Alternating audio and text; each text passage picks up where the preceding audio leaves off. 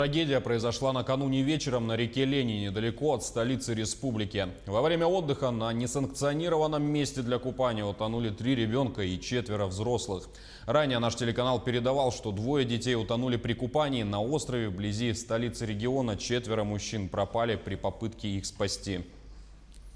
В ходе организованного взаимодействия установлено, что группа людей в составе 11 человек находилась на отдыхе на несанкционированном пляже. Во время купания дети были оставлены без присмотра, звали на помощь, на их крики прибежали взрослые. К месту происшествия оперативно прибыли спасатели Дальневосточного регионального поисково-спасательного отряда и сотрудники центра ГИМС. 2 детей удалось извлечь из воды. При проведении реанимации на берегу детей не удалось спасти.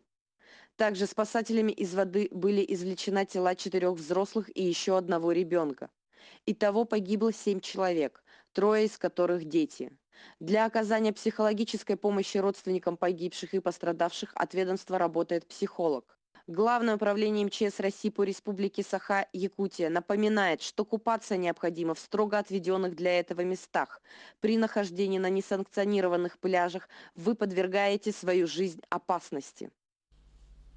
Айсен Николаев принес соболезнования родным и близким погибших на реке Лени. В своем инстаграм руководитель региона написал, что, цитата, «вчера произошла ужасная трагедия. Утонули 7 человек, 3 из них дети. Выражаю глубокие соболезнования родным и близким погибших. Берегите себя, будьте внимательны и осторожны на воде и вблизи водоемов. Особенно, когда рядом с вами находятся дети».